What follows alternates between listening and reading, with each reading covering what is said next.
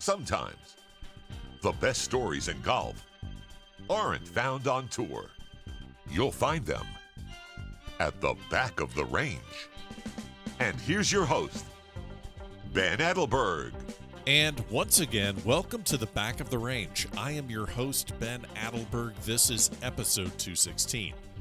I know it's a Friday. Everyone's pushing towards the weekend. I don't normally release episodes on Fridays, but this is a special one. And while I got back home from Colonial yesterday, I'm heading out of town again tomorrow morning to Birmingham, Alabama. And the timing of this episode really couldn't be more perfect. My very special guest on this episode of The Back of the Range has a resume that most players in the game could only dream of. U.S. Amateur Champion, Walker Cupper, Ryder Cupper, U.S. Open Champion, Players Champion. Jerry Pate is my guest here at the Back of the Range, and we discussed his start in the game and a few of his more memorable highlights. He has so many of them. But we also discussed the upcoming SEC Match Play Collegiate Tournament being hosted at Shoal Creek in Birmingham. As I said, I'll be heading there tomorrow. If you're listening to this episode on Friday, October 8th, when it was first released, I'll be providing some coverage for the club and all of the teams in the field. Vanderbilt, Georgia, Florida, Texas A&M, all of the SEC schools will be there at Shoal Creek. It looks to be a fantastic setup, a unique setup, something that will get these teams ready for the national championship next spring at Grayhawk. So let's not waste any time. Let's get to this episode. Jerry, you're at the Back of the Range. How are you? I'm great. I'm grateful to be here. I'm glad we could find some time. You know, I'm jumping around the country following collegiate and amateur golf, and you're jumping around as well, and playing more golf than I am. You just got back from Pebble, playing in the Pure Insurance, the Champions Tour event out there. I have to ask, how's the game, man? What's how is things at Pebble Beach? Well, to be honest, I don't play much golf. I played 5 Champions Tour events this year. I played none last year, and about 4 the year before, and 5 the year before. So I hadn't played in 2 years until this year, and I played 3 early in the season. I just played the Sanford medical tournament up in Sioux Falls, South Dakota, and I played at Pebble, and I think I played about 30 AT&T Pebble Beaches and Bing Crosby's. Wow. So I love to play out there and have a lot of good friends. Played with my daughter. She caddied, and I played with her on early in the week at Cypress Point, which was really a big deal for her to get to play Cypress for the first time, which I consider probably, if not the greatest, close to the greatest golf course in America. That's a special place. I'll be looking forward to getting out there for the 2025 Walker Cup. So you've played it, gosh, over 30, you'd say, AT&Ts and Bings. I mean, that really is, I guess, if you want to talk about the place to be seen and the place to meet different people and come away with stories, that's really has to be the tour stop of all tour stops back in the day.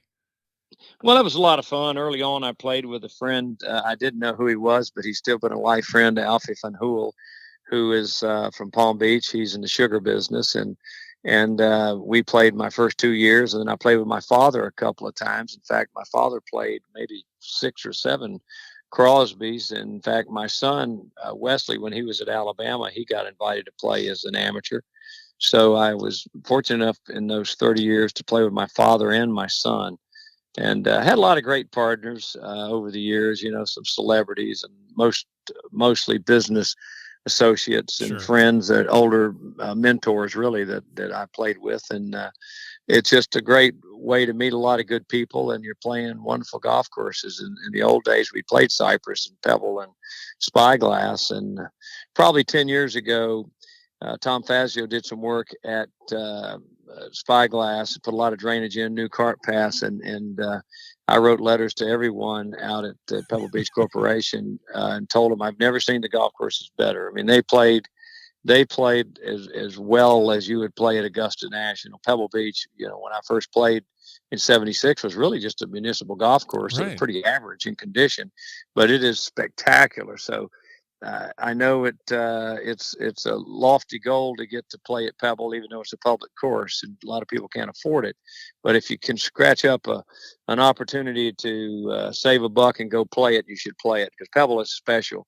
And Forrest Fessler and Mike Strange redid Monterey Peninsula Country Club, which is in the rotation of the AT&T Pebble Beach, and it is just spectacular. I mean, it's as fine as playing Pebble Beach or Cypress Point to play Monterey Peninsula Country Club. It is just a magnificent golf course. A great job that Forrest and Mike, God bless them both. I knew them both well. Both have passed away, but great architects and did a terrific job there. So it's a special place. There's no place like Pebble Beach in Monterey.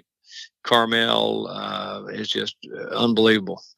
I haven't made it out there yet, but I kind of get the feeling that that's the place you go, and no matter what your handicap is, you need to kind of park your ego in the leave it at the parking lot and just go out there and enjoy and take in the sights, and hit a couple of good shots, maybe make a putt or two, but it's just a life experience. Well, it's kind of funny. I asked Nick Saban to go for years. He became a friend when he came to Alabama. So about 5 or 6 years ago, he finally agreed to go. And at the last minute, he gets on a plane on Wednesday. We fly him out there on a private plane, and we get there. So he plays the first round with no practice round over at Spyglass. And I said, well, let's run over to Cypress. I've got a friend, a member, that's going to play the last 4 holes, 15, 16, 17, and 18. We walked out after he had played 18. We got on the 15th tee, and his wife, Terry, was there, and my wife and a friend of mine and his wife from Texas. And he looked over at Terry. He went, "This is the real deal." He said, "Jerry didn't oversell this." And of course, I have a lot of energy when I sell something. I said, "Nick, you've got to go play the Sure. AT&T Pebble Beach." And he got to play with his mentor, Bill Belichick, which was great. And that was a dream and a bucket list for even Nick Saban. But it is an unbelievable place. And I haven't been there since the Open in 2019. The U.S. Open, and I didn't play when I was out there. What am I saying? I did. In fact, I played at Cypress with Jack Nicklaus, Hale Irwin, and Gary Player, which is a pretty good foursome. I was going to say, Jerry, I don't know how you forget about that one, but that's I don't want to dust off those guys. And we had a great turnout. We had Kite and Watson and David Graham and Trevino. A lot of the past champions showed up for it, but I was fortunate enough to play with Nick. In fact, that's embarrassing. I forgot. But I got to play with Jack and Gary and Hale, and it's probably the last time Jack and Gary will ever play Cypress. I don't know if they've been back since, because it's a hike when you live in Florida to go to California and just play around the golf. But sure. it's worth it to go play Pebble Beach and Cypress. Of course, Cypress is very extremely difficult to get on. It's a super exclusive private club, and I'm just thankful and blessed that I have friends, and they probably take it for granted, but I really enjoy being a guest of some of those members to play their club, because it is a special place. Well, that's what's so great about this game. You make friends wherever you go, and friends are members of clubs that you're not, and vice versa, and that's how this whole thing works. Before we move on, I wanted to, we're going to be talking about some of these young amateurs that we're going to be seeing at Shoal Creek for the SEC match play. You were paired with a young player from the First Tee program. That's really just one of the unique aspects of this Pure Insurance Championship on the Champions Tour. Tell me a little. Let's get some publicity here for the player that you had walking with you down the fairways at Pebble. Who did you have with you? Miles Richardson. He was from Atlanta. He was a member of the First Tee at Tom Cousins' place, East Lake, and ironically, I was involved with Mr. Cousins early on when East Lake was being reconstructed, and the things he did, taking the whole clubhouse apart, rebuilding the golf course, had Reese Jones. But Mr. Cousins was a good friend of my dad's, and I went up and played with several people that he had asked to come help sponsor it, which I was elated to be involved. And now here I go to the First Tee, and I'm paired with a young man who goes to the Drew School. The Drew School is an unbelievable story of kids, mostly minorities. And in fact, this young man I played with was one of 5 kids that played on the only winning state high school team that was all blacks. And so he won, I think they won last year, and he was a sophomore. And the crazy thing about it, I mean, he was a good player. He's about a 5 handicap. Sure. But playing Pebble Beach, he makes a natural. He hit a driver and an 8 iron on number 2, and made an eagle. He might have hit a 9-iron. I think I was clubbing him because he just didn't know how to club out there. Sure. And a couple of times he would hit what he wanted, and it was the wrong club. After the first day, he finally said, "Mr. Pate, I want you to club me," because it's hard to club. I mean, some of these holes, it's like spyglass to go uphill into the wind, and Sure. it might be 160 yards. And he's thinking, "Oh, I can hit a wedge." I go, "No, you got to hit an 8-iron." He's looking at me like I'm crazy. Right. But these kids hit it so far. And then we came to the last hole, number 9, and ended up the amateurs playing with us made the cut because he on number 9 hit a driver and a 9-iron on number 9. Pin was in the back left corner. He hit it about 6 feet, made that putt for a birdie, and he got a shot. So he made 2 eagles. Wow. The last day on the last hole, and he and I missed the cut. I think we missed the cut by a shot, maybe, as a team. And of course, I didn't have a good finish. I finished double bogey on 8 and bogey on 9. I had a 3-under round going for 68 years old and haven't played. I felt pretty good about. I felt pretty good about it, and I hit a poor second shot on 8 in the junk and made double, and then I 3-putted 9 of all things from about 20 feet uphill. But my partner helped me up. He made birdie net eagle and got the team in the cut on Sunday. Yeah. So that was a lot of fun. But these are some of the finest young men and women that you would meet at the first tee. And I can't say enough about what they've done at the Drew School. The Drew School, I think, has the highest GPA in the state of Georgia of any public school. And it was a school Mr. Cousins founded. And, of course, you see ads at the Tour Championship. And they've had great partners, people like Coca-Cola and Delta Airlines and people like FedEx. I mean, there's all kind of Atlanta companies, Southern companies involved. But I'll tell you, Mr. Cousins, it was his dream, and a guy named Charlie Harrison who put the first tee together. And Charlie was an old Atlanta golfer. Charlie's got to be 90. I think Mr. Cousins is about 90 now, and Charlie's a little shy of 90. He's probably 86, 88. But he was out there when they first opened and working with all these young minorities. And this was a part of town.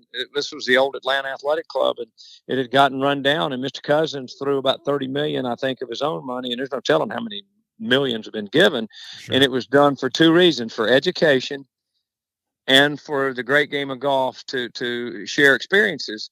And, I tell people this, and I speak around the country. I said, we don't have any kind of problems that we talk about other than the basic problem in this country is education. We're not well educated as a nation in public schools, and public schools need to step up, and people don't need to lower the standards to graduate people. You need to raise the bar and make them study more, or they don't graduate. Yep. And public schools have really gone by the wayside, and I don't know what the reason is. I won't pick on any organizations or teachers or principals, but whatever it is, we don't put enough money into public education, and by paying more to teachers and principals, you'll get a higher level of interest in people wanting to take those jobs.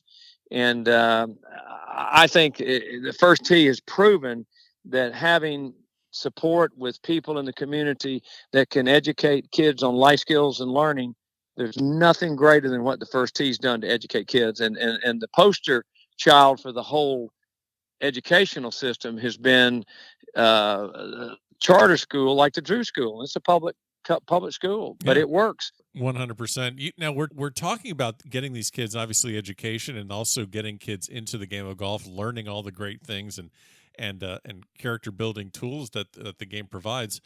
I kind of have to ask, how we all, people know about your accomplishments in the game, but how did you get into golf? Well, my grandfather was a good player. He went to Georgia Business College in 1920 in Atlanta. And his best friend was a guy named Horton Smith, who won the first Masters.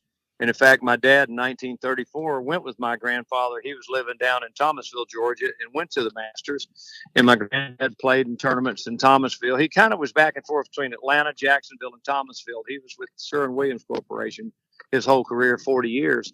But my granddaddy was a good player. He was a scratch player. And my dad grew up at Ponte Vedra as a kid in Jacksonville. Ironically, to think that's where he grew up, and I would end up playing golf, winning the Players the first year at the stadium course. Sure. It's kind of a crazy story. Yeah. People wouldn't believe it, but my mom and dad are both from Jacksonville, Florida, and so my dad was a good player, and he played golf at University of Georgia, and then I was an average player. I played as a junior all my brothers and sisters, but I wasn't a good player until probably my junior year of college. It just kind of all clicked, and I got a little bigger and stronger and started playing a little bit better.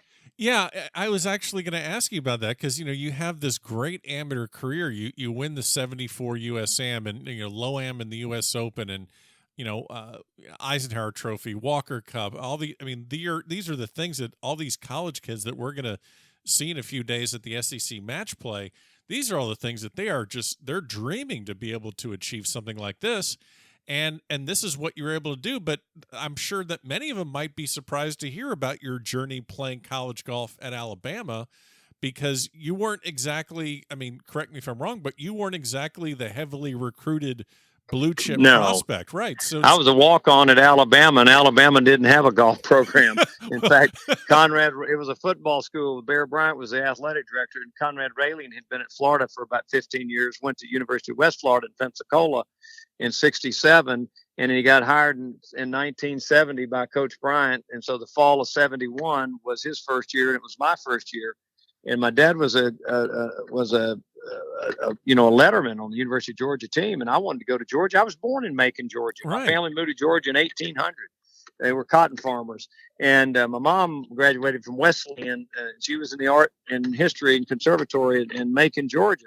And so who would have thought I'd go to Alabama? Well, the Bear Bryant show was sponsored by Coca-Cola. My dad was a Coca-Cola bottler, and my dad got the Coca-Cola person in Birmingham that was his contemporary to ask Coach Bryant to give me free books. And so I think I got free books my first fall semester. And after my second year of school, I earned a full scholarship. But I had never played a state junior, never played a state amateur, and till I was 20.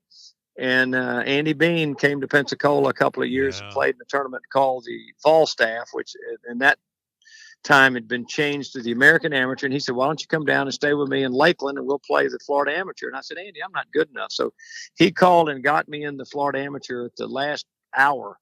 And it was the last day of registration, in fact. And he called the Florida State Golf Association executive director, and he did it over the phone. And I took my entry, and I stayed with Andy.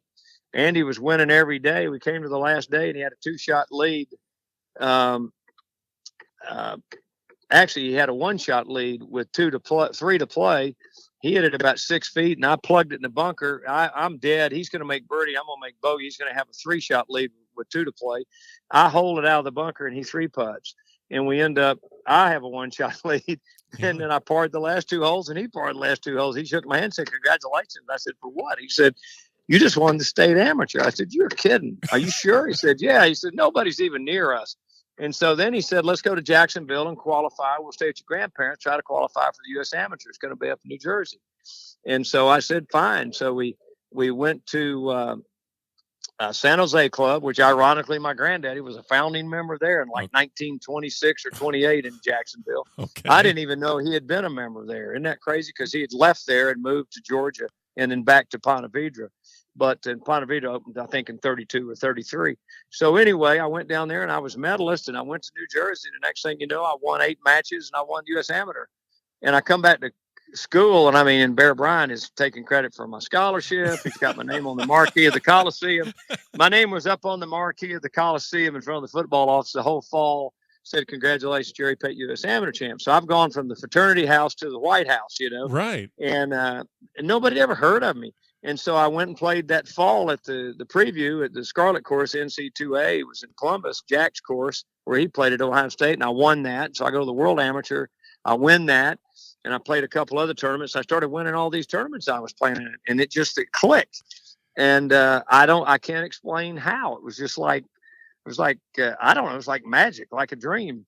And so I was in business school, and halfway through my spring semester, I'd played in 5 pro tournaments, made the cut in all of them. I was 6th at Pensacola and was runner-up low amateur at the Masters, made the cut in all of them. Low amateur then at the U.S. Open, and runner-up in the NC2A. And my dad, to Jay Haas, who's obviously a great player and great friend, and my dad said, son, you better forget about working for Coca-Cola. You need to go play pro golf. So, no thought that this would happen. I mean, I'm guessing. So you have no I'm going to out like a lot of these kids. I'm going to an SEC school because I'm going to turn pro, and No. none of that. None of that. You're No, I just mean like, there was no one. There was no one on our team when we got there that was very good, but one player, a guy named Wheeler Stewart, and Mac McClendon's younger brother Clyde was a pretty good player, but Clyde just didn't quite ever turn it on when he needed to. And Wheeler was a pretty good player, and there were a couple of guys my age, Tony Hollifield, who's passed away from North Carolina, and Alan Pate from Mobile, played the tour for many years, and basically played in Asia and South America. Really didn't make it big time on the PJ Tour, but they were decent players. But we finished third my senior year at the NC2A, which was about the third time Alabama had ever been to an NCAA. Actually, the fourth. We went my 3 years, my sophomore, junior, and senior year, and before that, Alabama had only played in one NCAA golf tournament. And so we were playing with guys like Jay Haas and Curtis Strange and Gary Koch and Andy Beans of the world and these guys. And I remember at Oklahoma State seeing Crenshaw and Danny Yates, Edwards. Edwards. Now, Danny Yates is one of my close friends, but I'm talking about Eddie Pierce. I mean, guys at Wake Forest. These guys were like gods to me, Sure. and I thought, oh my God, they were in Golf Week magazine every week, playing in some junior tournament or some college tournament, winning it with their picture. And I mean, I had never even, I was in the Anniston Star paper for winning the 10 and under, in 1964 in Anniston, Alabama. And I won the Divot Derby in Pensacola. Who hasn't? Who hasn't? It was a big deal. I mean, I won it at 15, and Bubba won it at 15. I mean, but I never played a state amateur, and I didn't play a U.S. juniors and all these things that you see these kids play in. It's really incredible is that, we're talking about your U.S. Amateur victory at Ridgewood. That is where the next U.S. Amateur is going to be held next year. And then that leads into your Walker Cup appearance in 1975 at St. Andrews. That's where the next Walker Cup's going to be. I'm a big Walker Cup nut. How was that experience? I'm guessing a kid from Alabama. Well, probably the greatest experience in my life was playing in the Walker Cup with the people that I met. I mean, I basically had a dream team. Oh God! On a Walker Cup and the Ryder Cup. Yeah. Probably the greatest Ryder Cup ever, and I only played once on each because I turned pro as a Walker Cupper. But I didn't play the Ryder Cup after 81 because I was injured, and that was kind of into my career in 82. Yeah. I actually qualified for the Ryder Cup twice in 77 and 79, but in those days you had to be on the tour for 3 or 4 years and get your PGA Class A card before you could play. Yeah, because well, that's a whole other conversation about that rule. Because I think, what was that? I think Nicholas also missed out on being on one of the teams. Oh, yeah. I mean, that was.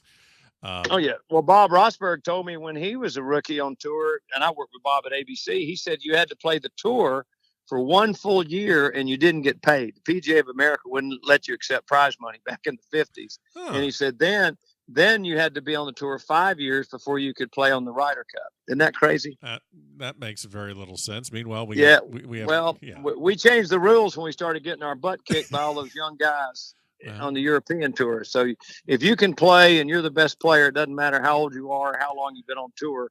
If you're qualified, you're on the team. Wow. So yeah.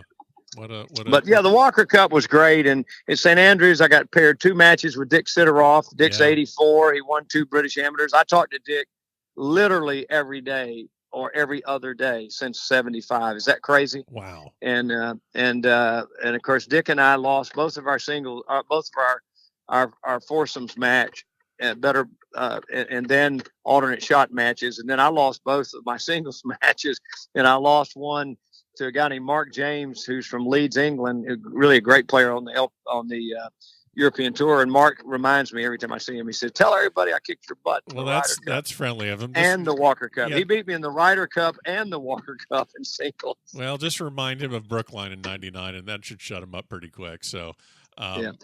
Well, he's a great guy and a great player, but I love to be around other Walker Cuppers or Ryder Cuppers when people tell their stories, And every time not every time, but occasionally people will bring up one of my great stories was at Glen Eagles, and we were getting killed, and I think Watson was the captain, and I was up at the hospitality events, hospitality pavilions, and I heard this. Oh my God, this guy just lost 3 and 2. He got killed. He lost 4 and 3.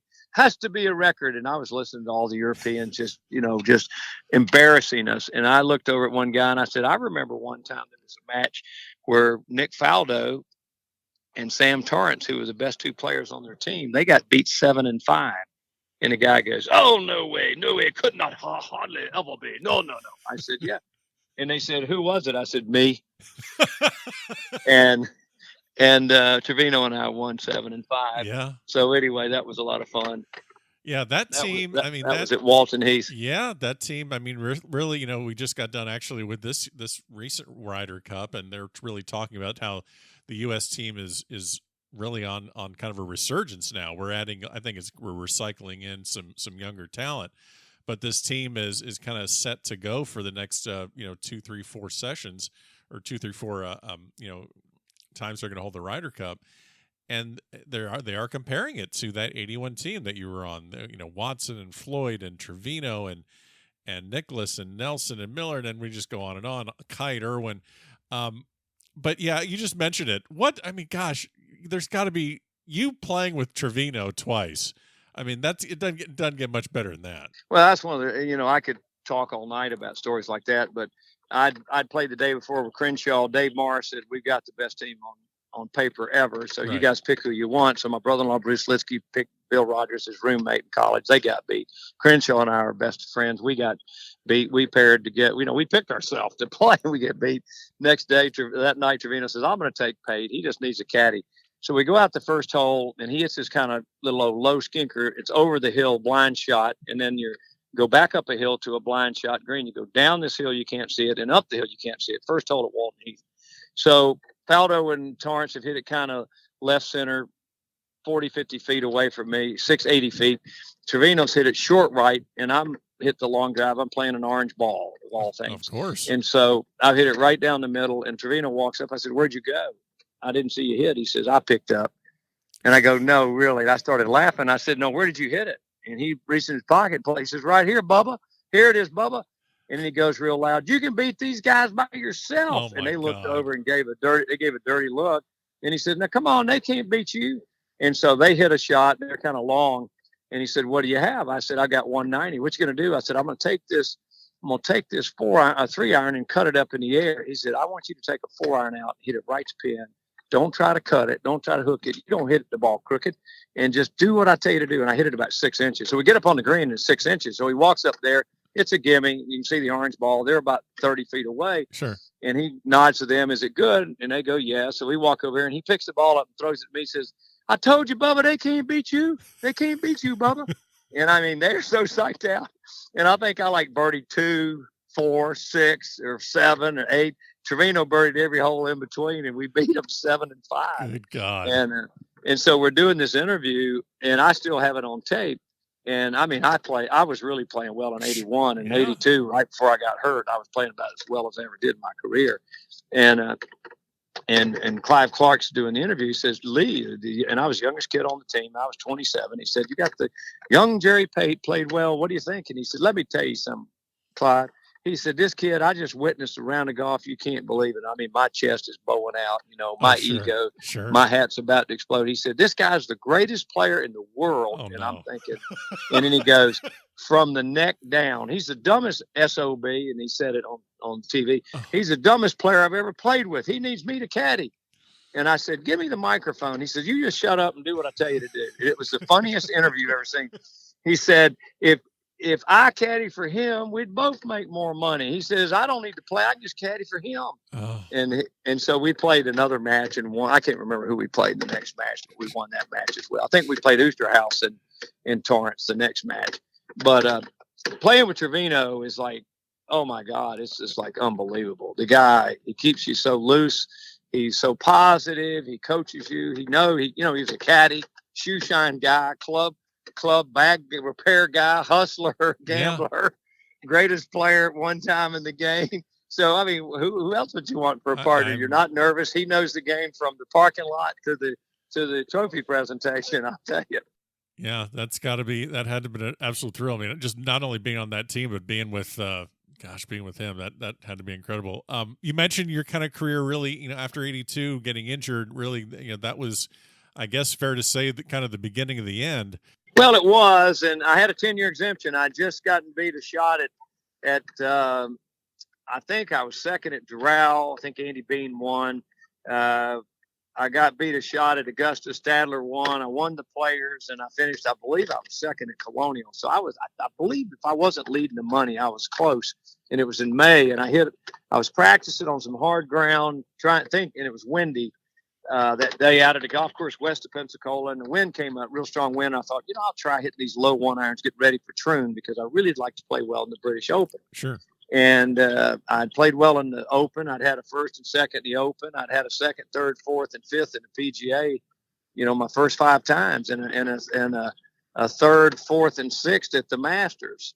And of course, I finished third at the Masters. I got beat a shot, but Dan Poland and Stadler played off an ADT. So I thought, I could win the British. I'm playing that well. I made one swing with a 1 iron, too steep. Club hit the ground, tore my cartilage, and that was into my career. I mean, and people didn't know how to fix a torn cartilage. So I played a couple of years. In 1985, Dr. Andrews went in and scoped my shoulder and took the cartilage out, which just made my shoulder looser. And so I tore the rotator cuff the next year, and he repaired that. It was a supraspinatus tear, and then never got better because my joint was so loose. And then Frank Jobe in LA decided to do what was called a capsular shift, and shifted the tissue internally in my joint, cut me wide open, and that was kind of the end of my career. Yeah. So I went into television after that in '88, worked for ABC for 5 years, and then '95 came back and worked for CBS for about 5 years, and BBC, and built golf courses and owned some golf courses, and went into business, and had to get a job. So we're kind of, and I appreciate you kind of walking through your amateur career and talking about all the accomplishments in your professional ranks, but obviously I know Alabama is very important to you, and the Jerry Pate National Intercollegiate went from '86 to 2020. I mean, this collegiate tournament had just really incredible fields, and I'm wondering if you could just talk a little bit about how you got involved in supporting a college event. When did you first kind of get approached to lend your name and to support a collegiate golf tournament? Well, in 1985, my college coach, Conrad Railing, asked me to host a tournament, and I bought a couple of golf courses in 1982 in Pensacola and Tiger Point, and it was a great place to host it down on the Intercoastal, a beautiful golf course playing down the water in those days. I've sold it. It's kind of fallen on hard times, but it's just finally back in the hands of a good owner. But I sold it in 1990, but it was in 1986 that we had it. And we had it for 6 years in Pensacola, and then we moved it to, or 5 years in Pensacola, and then we moved it to Birmingham, and it was at Shoal Creek. And we've had some great winners. Roy Sabatini's won it. David Toms has won it. And they're back when he was at LSU. And Tiger Woods won it. I think it was one of the first college tournaments he ever won in 1995. And we've had people like Ricky Barnes and Charles Howell. Oh, I can go on and on. When he was playing Oklahoma State, guys like Jay Haas's son, Bill Haas. Sure, yeah.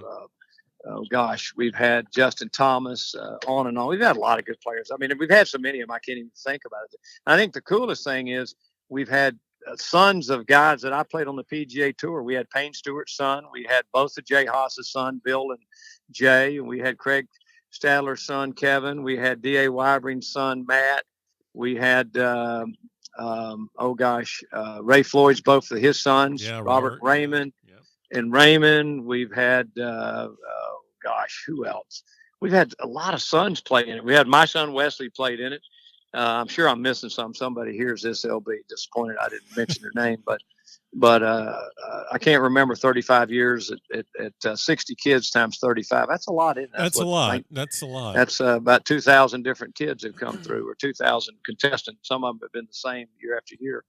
But we had last year, great playoff with Georgia and Auburn, and who else played for them? Maybe it was Oklahoma. I can't remember who the third, Clemson. I can't remember who the third team was last year. Auburn ended up winning it. But the SEC coaches approached me last year when COVID was going on. They said, listen, we play a component of match play at the NC2A championship. And how about let's do it a SEC match play championship, hosted by you, and it'll be an official event. And then we'll play our medal tournament at Sea Island, Georgia in the spring. And I said, sure. So we had to go meet with the SEC and figure out what all the particulars would be. And sure. We decided to have it on a rotational basis. We've had it at Shoal Creek many years ago. Then we had it at Old Overton. It was a course that Tom Fazio and I had built for the Drummond Coal Company people in Birmingham. A beautiful golf course there. And so we're going to have it at Shoal Creek this year. Next year, back to Old Overton, and then the Country Club of Birmingham, which has hosted a U.S. Amateur and a mid-amateur. Yeah. So it's a terrific facility. That's where Hubert Green grew up playing his golf, and it's a wonderful club. So we have three. I mean, it's just hard. It's like Atlanta. I mean, there's a lot of great golf courses, but Birmingham has three really great golf courses. So we get to play those three golf courses for the next 9 years, and we'll have all 14 schools. And then when Texas and Oklahoma come in, we'll have 16, which will be 8 and 8. And we're going to I'm going to try to do an East and a West against each other. So I don't know. We'll do something kind of clever. That'll be really good. Well, this one, as you said, going to be at Shoal Creek. I'm very excited to be there. I've never been to Shoal Creek, and you actually hit the first shot at Shoal Creek, which we'll talk about in a second. But, day one, it's 2 rounds of match play, and, starting in the morning and then afternoon waves. And, winners and losers of the morning matches, they'll meet up in the afternoon. So everyone's going to kind of have a chance to play against each other and then lead into, a championship bracket. And, I'm at a lot of these tournaments and amateur collegiate events. There's a players dinner, and maybe there's a guest speaker. And I'm sure, you've done a lot of those kind of, filled that role many times, and long drive contests and sponsor M. There's all these things. You see a lot of them, but I have, I've never heard of having a fishing tournament sponsored by Bass Pro Shops in the middle of a collegiate golf tournament. So can you? Right. That's pretty cool. That's pretty cool. We kind of came up with the idea at our committee meeting. I have a great committee that's involved with it. I mean, we've got a lot of people that are as prominent in the game of golf as you could imagine that are either our ambassadors. All 14 schools have 4 ambassadors that represent their school, and many of them are coming this year to the first event. And then we have a great board that's involved with running our event in Birmingham. And I've been really lucky. Mike Thompson's father, Hall Thompson, founded and built the course, and he kind of took me under my wing, and I was an original founding member of Shoal Creek. And Mike has been on my foundation board and one of the most important folks on it the entire time we've had it for, our foundation for close to 30 years running this event. And he's certainly a great guy to have on your team. And we have a lot of other good guys that went to most of them, they all went to Alabama, guys that I went to school with, played on the golf team, and guys that played years afterwards. In fact, including there's 3 young men that all played together that played with my son Wesley, and they're all on the committee. So we've got just a great group, and everybody's excited about it being match play. I think all the coaches are as well. Yeah, well, I think it's going to add more drama. I think, I've as I said, I've been at a lot of collegiate events, and the 36-18 in stroke play gets a little monotonous. And I'll be honest with you, I think 36 holes of stroke play in one day seems to diminish the amount of emotion and kind of it's I don't know, it's just different when you have 36 holes of stroke play ahead of you. It everything seems to level itself out. There's not many highs, there's also not many lows, because you can always say to yourself, well, I got a lot of golf to play. So I love the fact that it's you're going full bore right out of the gates. Well, we can have a few rivalries, and I think we're going to have a pretty good following from the media there, and so we're excited about that. And we're not going to have a speaker this year. It's the first time we haven't had a speaker, but we've had some fantastic speakers, people like Curtis Strange or Jay Haas or Ken Venturi in his heyday, the commissioner of golf. We've had Gene Stalling spoke back in '92 during the middle of the football season, and he won the national championship that year. And he told me, he said, "Now, you can't tell anybody I'm going to be your speaker because the press will bury me if I don't, win football games." And he went on and won the national championship that year, which is pretty cool. I mean, so he gave a little bit and he received. But we've had, Ray Floyd's been there, and we had Jack Nicklaus a couple of years ago. Jack was fantastic. I mean, he spoke an hour and a half. You couldn't get the hook and get him off the stage. What before I let you go, I know this is a really tough one to answer, but you're hosting this. You're going to be there for the entirety of the tournament. Obviously, there's different friends that you see every year and different relationships that you build. But what gives you the most pleasure and most pride out of hosting this event? Well, each year I write a letter to every kid, and I put in the letter that golf might not be your career for the rest of your life. So get your college degree and always have a backup plan. Always remember things don't go your way. And you think about my career, 7 years in the top 10 on the money and won all those tournaments, right? Majors and the like, one swing, my career was gone, and I had a 10-year exemption. In those days, can you imagine giving somebody a 10-year exemption? You could play at 28 years old. My whole career was ahead of me. I had to back up and use the education that I had, even though I didn't complete my degree at Alabama my senior year. I played so many tournaments, but I did go back and I got my degree. With your daughter. That's right. But I did fall back on the things that I did learn when I was in school. And one thing that I learned early on, and I try to tell these kids, find someone that can mentor you. Who is your mentor? And it's not just your golf instructor. Find someone you can ask hard questions, because you're going to have hard questions come up in your life. And so for me, I learned this probably when I was 35 years old, and I'd gone through some hard times and had to go back and look at myself and say there's two kind of people in the world. There's those that are consumers and takers, and then there's producers and givers. And I want to be a producer and a giver. And, it takes a lot to run a college tournament like this, to put it all together. But I'm giving back to the game, which is so important. That's given me so much. And that's what I think. And, you can say, well, you learn it on tour. We give all this money away to charity.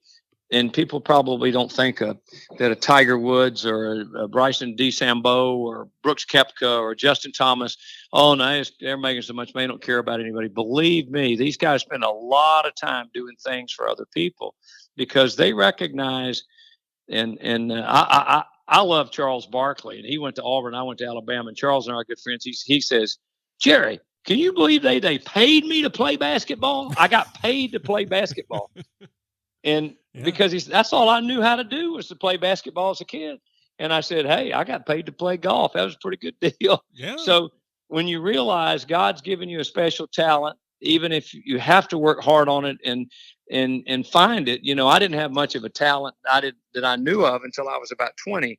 But God kind of put me in the right place, and he's put me in the right place today to be a producer and a giver, and not a consumer and a taker. And that's so important for these kids. So I tell every one of them, get your college degree. You never know. You need a backup plan, because only 1% of you, maybe 1 or 2% in this whole tournament will make it. I mean, there'll probably be 2 guys out of those 60 plus players in the SEC that'll really make it on the PGA Tour. And it's a very thin line between making it and not making it. And so I tell them all, get your college degree, have something you can fall back on. Great advice. I know you're buddies with Barkley, and he's an Auburn guy, and as you said, you're a Bama guy. Who do you like in the finals of the SEC match play? I mean, would it be any better to see Alabama beat Auburn 5-0? I mean, is that really? No, I don't think Alabama's that strong this year. I think you'll see. I tell you, Georgia continues to have a great program. Yep. I can't tell you much about A&M and Missouri. I can't tell you much about Tennessee or Kentucky, some of those schools. But I think Georgia and Florida will be there, along with Auburn and Vanderbilt. Vanderbilt's really strong. In fact, their head coach is our assistant coach, Scott Limbaugh. He went to Vanderbilt a few years ago, and he's really turned the program around. And I'll tell you another guy who I went to school with, Richard Todd, who played pro football for the New York Jets. His son Gator played at Alabama with my son. In fact, they roomed together. And Gator is now the assistant coach at Vanderbilt. So they have really, really gotten a lot of support. And you have people like Brent Snedeker, who at Golf Club of Tennessee there in Nashville, and some of the folks like Toby Wilk, who is just a great leader in golf in Nashville, and Judge Lou Connor. There's some really fine people that are our ambassadors that have really promoted that Vanderbilt team. So I think Vanderbilt will be right there. Vanderbilt's got a good program. I hope Alabama's going to be there, and they're getting better. They've got a young team, but the guys are getting better each week. But it's hard to say. I thought you were going to ask me who was going to. I stay more interested in football this time of year than golf. Oh, but well, you're on the wrong podcast, Jerry.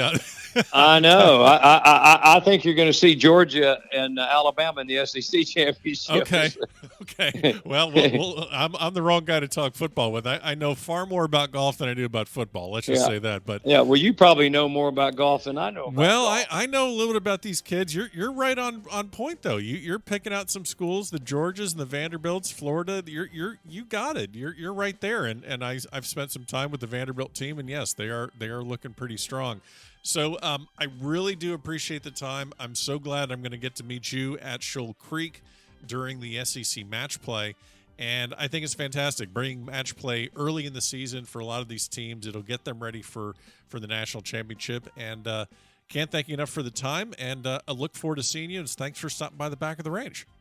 Thank you. And I appreciate what you've done to support college golf. And there you have it. Special thanks to Jerry Pate for joining me on this episode here at the Back of the Range.